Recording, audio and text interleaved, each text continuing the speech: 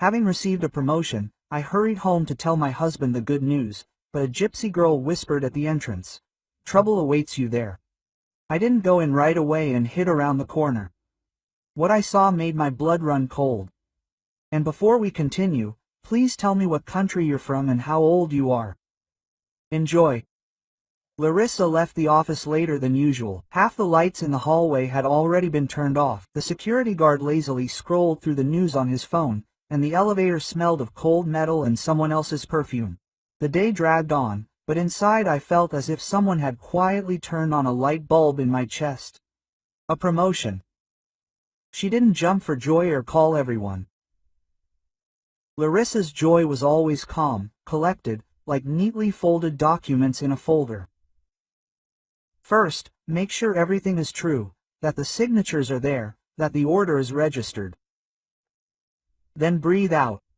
That morning, her boss had called her into his office and said without further ado, "Larissa Andreevna, we need a chief accountant. You know your stuff, you keep people in line, you don't make mistakes.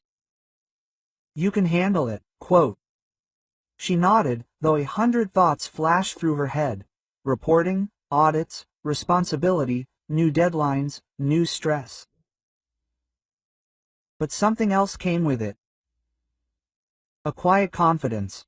She really could handle it. Larissa was used to holding her own. Once, she'd held herself together through college and a part-time job, then a mortgage and household chores, then a husband who was temporarily unemployed. She'd supported him, reassured him, believed in him, tired herself out, but persevered. And now, for the first time in a long time, she felt like life had at least turned around a little. In her bag was a small boxed cake, picked up on the way from the accounting department. Nothing special, just sponge cake and cream. But Larissa chose the freshest one and asked the saleswoman to add some thin candles to set the mood at home. The saleswoman smiled and wished her a good evening, and those simple words warmed her heart. The bus arrived quickly. Larissa sat by the window, clutching her bag to her knees to keep it from tipping over. Outside, the city was grayish, March-like, with dirty snow at the curbs and dark puddles. People were returning home with bags, their faces tired, their usual bustle. Larissa looked and thought about how she would tell Sergei, "Now it will be easier. Now I can breathe. Maybe you will stop being angry that I work. Maybe we will start living like normal people." Sergei had become irritable in recent months, as if everything that was happening in the world was bothering him. He was infuriated that Larissa was late.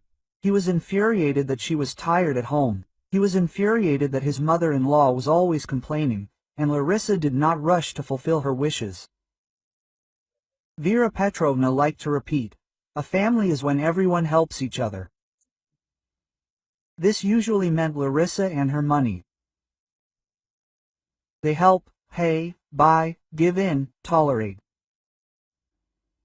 "You understand, it is hard for your son," Vera Petrovna said when she came to visit. "A man should feel like a master." Sergei nodded and pursed his lips, as if agreeing with his mother. Although he did not feel like a master at all, it was as if he was afraid to admit that the family was held together by Larissa, so he started fighting with the one who was pulling. Larissa thought about this on the bus, but pushed away the heavy thoughts. Today she wanted to talk about good things. Today she wanted peace. Near her house, she got out, adjusted her scarf, and walked to the entrance. The yard was familiar. A playground, swings, benches, trash cans. A peeling sign, "Caution, icy roads." Larissa saw a girl by the fence. She stood a little to the side, as if she was hesitant to approach people, but in no hurry to leave either. The girl was wearing a thin down jacket, too light for this weather, and a scarf, tied carelessly. An old bag lay on the ground nearby. Larissa didn't like it when people pestered her near her house. After work, she wanted silence, but the girl didn't ask for it. She simply watched, as if she was waiting for her. When Larissa drew level, the girl stepped closer and quietly said, "Trouble awaits you there." The words did not sound theatrical and not in a scary voice, like they like to show in movies. There was something casual, almost businesslike about them. Larissa stopped. "What?" she asked, not immediately understanding. The girl nodded towards the entrance. "Don't go in right away. Wait." Quote. Larissa wanted to wave her off, wanted to say, "Don't make things up, go home, don't bother me." But at that moment she saw something strange. An unfamiliar man in a jacket was standing at the entrance, holding a large suitcase in his hand, similar to the ones carried by handymen. A familiar figure flashed nearby, Vera Petrovna and another one, Sergei. They weren't just standing there, they were talking to this man, showing something on the phone, looking around. Vera Petrovna was waving her hand, as if hurrying. Sergei shifted nervously and seemed to be arguing. Larissa didn't have time to think about why they needed a handyman. Something else had to do with it. Her body made a decision on its own. She took a step back and hid around the corner of the house where they usually parked cars. The cake in the bag swayed slightly. The candles clinked softly. Her heart, the knocking began to speed up. A simple thought flashed through my head. Why aren't they home? Why at the entrance? Why with the repairman? Quote. The girl remained by the fence and looked in the same direction. Her gaze was serious, adult. "How do you know?" Larissa whispered, although she herself didn't understand why she was asking. "I saw it," the girl answered briefly. "They've been hanging around here for a while." Larissa pressed her back against the cold wall and peered out cautiously. Sergei took out a passport or something similar and showed it to the mechanic. Vera Petrovna stood nearby, as if supervising the process. A master locksmith, Larissa realized, taking tools out of her suitcase. He glanced at the entrance door, then at Sergei. Sergei nodded. Larissa felt her insides tighten. Something about this picture was wrong. Normal people don't change locks on the go, on the landing, in a hurry. And with such an air, as if they want to get it done before someone arrives. She remembered how Vera Petrovna had recently told Sergei, the apartment should be under the control of the family, otherwise she brings in her salary today, leaves tomorrow, and you'll be left with nothing. Then Larissa didn't pay any attention, shrugged her shoulders, and went into the kitchen. Now these words suddenly they came to life and turned icy. The locksmith climbed the steps and entered the entrance with Sergei and Vera Petrovna. The door slammed. Larissa remained outside and heard only the hum of the entrance. Distant footsteps. A thought flashed through her head. They're coming to our door. They're going to change the lock now. Her hands began to tremble. Larissa took out her phone. Her first impulse was to call Sergei and scream, "What are you doing?" But screaming wouldn't solve anything. If a scandal starts, Vera Petrovna will put on a show. Sergei will then say, "You got it all wrong," and everything will remain just words. I needed to act calmly. Larissa scrolled through her contacts and dialed Ilya Viktorovich, the local police officer. She knew him vaguely. She had seen him in the courtyard a couple of times when he was talking to residents about noisy groups. A neighbor from the first floor had given her the number when someone was breaking into their mailboxes in the entrance. Ilya did not answer right away, but his voice was cheerful. "I'm listening." Larissa spoke quietly, quickly and evenly, as if reading a report. "Ilya Viktorovich, this is Larissa Melnikova from entrance 3. Apartment 42. The locksmith with tools is at our door now. My husband and mother-in-law brought him. It looks like they are changing the lock without my consent. I'm standing outside and I see it. You can come over. I beg you. I'm afraid there will be an illegal entry now." Quote. The pause lasted a second, but to Larissa it seemed long. "Are you sure?" Ilya asked. "Sure," Larissa replied. "My husband thinks I'm not here. I just got here." "No need to stand there," Ilya said. "Don't bother me, I'm on my way. If you can, film it from a distance so they don't notice." Quote. Larissa nodded, although Ilya couldn't see. Then she dialed the management company's dispatcher. The number was posted on a stand by the entrance. Larissa had taken a photo of it a long time ago, just in case. The dispatcher answered sleepily, but after the words, "change the lock," he immediately became more attentive. "If the lock is in the apartment, it's not our zone," the dispatcher said. But if the locksmith is from your request and under your name, we need to check which entrance and which floor. Entrance 3, 6th floor, apartment 42, Larissa said. I didn't make any request. Understood. I'll find out now, the dispatcher replied. If it's our employee, we'll stop him. Larissa peeked around the corner again. A neighbor was sitting on a bench by the entrance. Aunt Nina, an elderly woman, attentive, always noticing everything. She had just come out with a bag of trash, paused, seeing the commotion at the entrance, and sat down to watch. Larissa knew. Aunt Nina liked order and did not tolerate impudence. Larissa approached her quickly, but so as not to catch the eye of Sergei and her mother-in-law. Aunt Nina, Larissa whispered. There's a locksmith at my door, my husband and mother-in-law. It looks like they're changing the lock. Please stay here and tell me if you saw anything. Quote. Aunt Nina immediately straightened up, as if she'd been given an important assignment. I see everything, she said sternly. Those two have been in the entrance for a long time, like they own it. I'll sit here, don't worry. Quote. Larissa thanked her and went back around the corner. The girl was still standing by the fence. She didn't ask for money, didn't smile, didn't play a role, she was just watching. What, you know them? Asked Larissa. I don't know, answered the girl. But the woman was yelling at the repairman to hurry up, and the man was nervous. I've seen people like that before. Then they yell that we're family. Larissa wanted to ask more, but at that moment the front door of the building opened. The locksmith came out into the street. He had a displeased look on his face. He was saying something to Sergei, who was following behind. Quote, I won't leave without the owner, she could hear through the distance. Where are the documents for the apartment? Where is the power of attorney? I don't want any problems. Vera Petrovna came out third and immediately raised her voice. What owner? The owner and the family. He's the husband. He has the right. What have you done here? The locksmith spread his hands, as if he wanted to leave as quickly as possible. I said, without the owner or without a power of attorney? No, if you want, call someone else, I won't do it. Sergei clenched his jaw and waved his hand sharply, as if shooing the locksmith away. Vera Petrovna muttered something after him, but the locksmith was already descending the steps and leaving. Larissa felt herself exhale.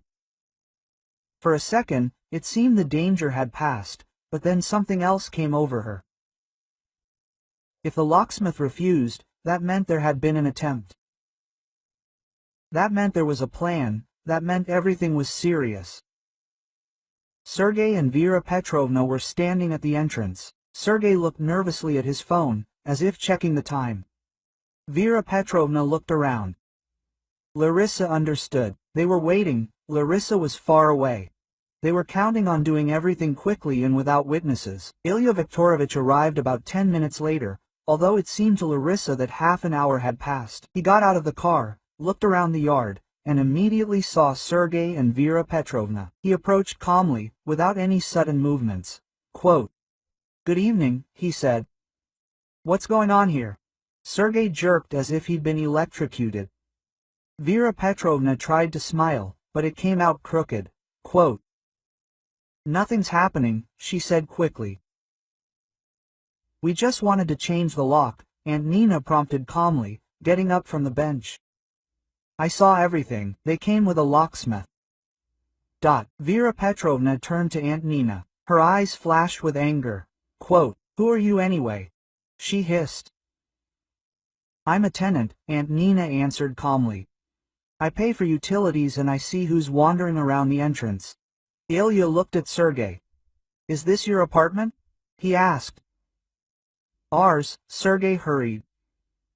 Family. Who is it registered to? Ilya clarified. Sergei hesitated. To my wife. But we are husband and wife. This does not give the right to change the lock without the owner's consent, Ilya said calmly. Especially if the owner is not present. Larissa Andreevna is here now. Larissa came out from around the corner, walking evenly, although her legs were weak. The cake was still in her bag, and this almost made it funny, but there was nothing funny in the situation. Sergei saw his wife and first turned pale, then began to blush. Where are you from? He squeezed out. I came home, Larissa said quietly. From work. Vera Petrovna immediately went on the offensive. Ah, that's it, how loudly she said. So, she was eavesdropping, spying, and we wanted to restore order. What, are you kidding? A man should. Vera Petrovna, Ilya interrupted. Let's not shout. I'm recording the request. Now you explain why you tried to change the lock. And then we'll decide whether there is an offense. If necessary, you can file a statement. Sergei tried to take control of the situation, but his voice broke. We didn't try anything. The lock is just jammed. Mom said it's better to replace it. What's wrong with that? The lock is jammed, Larissa repeated. Then why didn't I know about it? Sergei glanced at his mother. Vera Petrovna answered with a look. Shut up. Ilya asked everyone to go into the entrance so as not to create a crowd on the street. Aunt Nina followed him, because I was a witness. The girl by the fence quietly stepped aside. Larissa only had time to look at her and nod, as if thanking her. The girl didn't smile, but something soft flashed in her eyes. On the landing, Ilya asked questions calmly. To the point. Sergei answered, prostitute. Vera Petrovna tried to interrupt, but Ilya stopped her. Larissa barely spoke, listening and memorizing.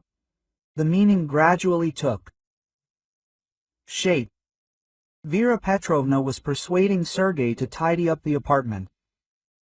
By tidy, she meant that Larissa should know her place and not consider the apartment her own. Vera Petrovna had long wanted a key to the apartment. Larissa had once given a spare key to Sergei. He gave it to his mother, just in case. Larissa was indignant, asking for it back, but Sergei waved her off. Well, hey, Mom. Today, when Larissa was working late, Sergei received a message from his mother. It's time. We'll change it while she's away. Then we'll tell her it's necessary. She'll yell and calm down. Ilya explained to Sergei calmly and simply, if the apartment is registered to my wife, you can't change the locks without her consent. Moreover, such an attempt could be regarded as arbitrariness. If a locksmith had gone in and changed the door, and then the owner hadn't been allowed in, that would be a completely different matter. Do you need that? Sergei was silent. Vera Petrovna snorted. Larissa raised her voice for the first time that evening, but without hysteria. Vera Petrovna, the apartment was bought with my money and my mortgage. I also did the furnishings. Sergei helped when he wanted, and I didn't give out the keys to anyone. Sergei took a step forward. Are you humiliating me now? He asked, and his voice sounded offended. In front of a stranger? Not in front of a stranger, Larissa replied. Before the law. The word sounded unexpectedly firm. Larissa herself was surprised. Ilya suggested filing a report, but Larissa said she wanted to limit herself to recording the call and issuing a warning for now. She needed time. She needed silence to figure out what to do next. Vera Petrovna was already dragging Sergei downstairs, hissing in his ear, Are you speechless? He let himself be disgraced. Sergei followed his mother, his head down. For a second, Larissa felt sorry for him. Then the pity disappeared. She felt sorry for herself, for the one who believed that her husband would be a support system, and not a participant in other people's schemes. At home, Larissa put her bag on the table, took off her coat and stood in the hallway for a long time. The cake remained in the box, the candles in the bag. There was no celebration. Sergei returned an hour later. His face was angry, but his eyes were darting about. It was as if he had been rehearsing his speech on the way. Are you happy? He started from the doorway. You made a circus in the yard. Mom is in shock. The neighbors will now be gossiping. Larissa slowly looked at him. Sergei, you wanted to change the lock without my consent. Something's wrong, he flared up. The lock is old. Mom just said. Mom said, Larissa repeated. And you did it. Sergei threw the keys on the nightstand, went into the kitchen, opened the refrigerator. Larissa did not scream, did not remember every grievance. She said only the main thing. I'll change the lock. I'll have the keys tomorrow. And I also need to understand whose family here. If you and your mother decide how to live in my apartment, then the marriage is no longer there, because in a marriage, decisions are made by two people, not 2 plus your mother. Sergei opened his mouth, but the words didn't come right away. Larissa looked at him and suddenly saw clearly. Sergei won't change. Even if you give him time, if you pity him, if you help him, he's chosen the convenient path of listening to his mother and pressuring his wife. Okay, Larissa said. Then let's talk like adults. Tomorrow I'm going to see a lawyer. We'll figure out how to separate. Quote, peacefully or not, it depends on you. Sergei jumped up and slammed the door. Larissa remained in the kitchen. She never opened the cake. She took out the candles and put them back.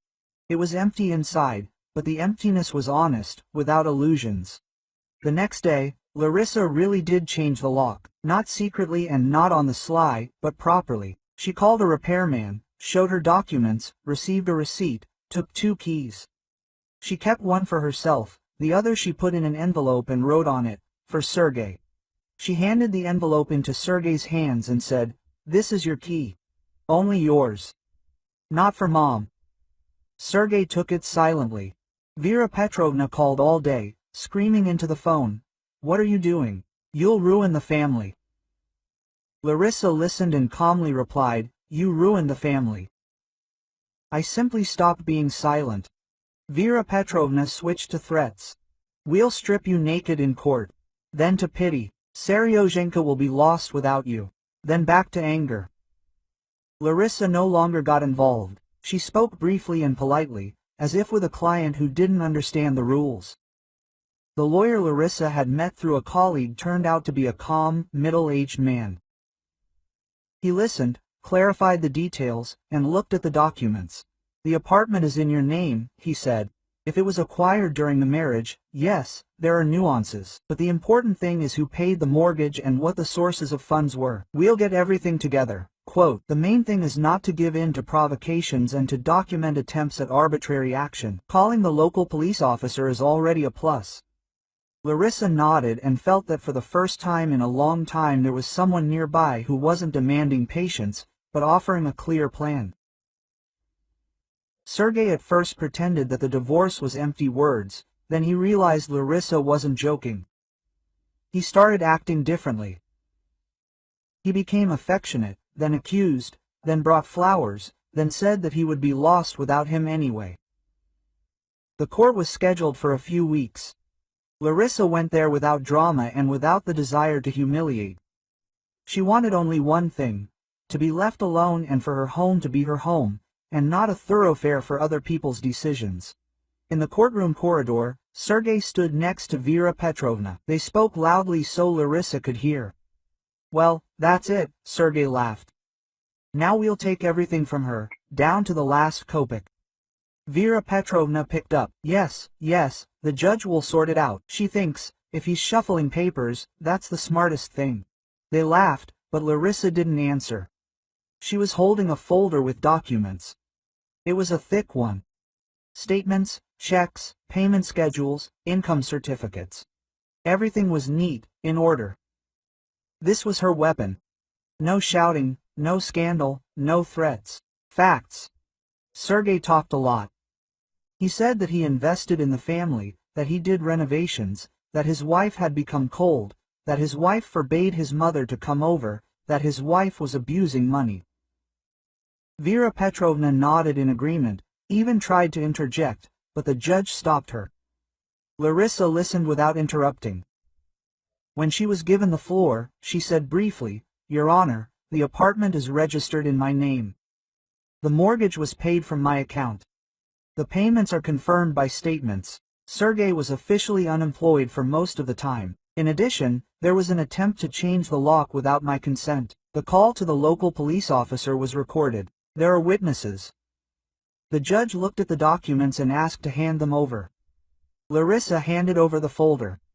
The judge leafed through them carefully, without rushing. The hearing lasted a long time. The judge asked questions, clarified, requested additional documents. Sergei was nervous. Vera Petrovna hissed. Larissa answered evenly. At some point, the judge asked Sergei to confirm his income for recent years. Sergei hesitated. The documents were weak. Work through connections without registration, part-time work, She planned to start a business. On paper, it looked empty. Larissa was not happy about someone else's weakness. She was bitter. Bitter because a grown man, instead of building a family, came to court to fleece her blind. Sergei no longer laughed. Vera Petrovna also became quieter, although the hatred was still there. The judge made a decision. The apartment remains in Larissa's name. Sergei receives monetary compensation within reasonable limits for the confirmed investments, as well as the distribution of certain things according to the list. The decision was dry, official, but there was justice in it. The court acknowledged the facts. Sergei left the courtroom, pale and tense. He tried to say something to Larissa, but the words stuck. Vera Petrovna was sobbing, not from grief, but from anger. Quote, "This is all your fault," she snapped at Larissa. "You ruined my son's life." Larissa looked at her calmly. "I saved mine," she said. "And I wish you to learn to live without other people's money." Sergei tried to take a step closer, but stopped. Something like understanding flashed in his eyes, but later. He was used to Larissa always giving in. Now there was no one and nowhere to give in. After the trial, Larissa didn't throw a party. She simply came home, took off her coat and sat in the kitchen. For the first time in a long time, the apartment was truly quiet. No one was bossing around, no one was grumbling, no one was saying, "You have to." The next day, Larissa opened the closet and found a box of candles she had bought that evening. She took out the candles and placed them on the very same cake that had never been eaten. The cake, of course, was long past its prime, so she had to buy a new one, but the point wasn't in the sweets. Larissa lit the candles, looked into the flame, and thought, "Now I can." A month later, she finally assumed her new position. There was more work, but she breathed easier. The house was no longer a battlefield. In the evenings, she didn't collapse from other people's demands. She simply drank tea, read, talked with her father, and sometimes went outside. Larissa looked at him and suddenly understood a simple thing. The greatest victory. Not to punish, not to take revenge, not to hurt. The greatest victory is to stop letting others decide your life and to remain human even when they tried to break you. M.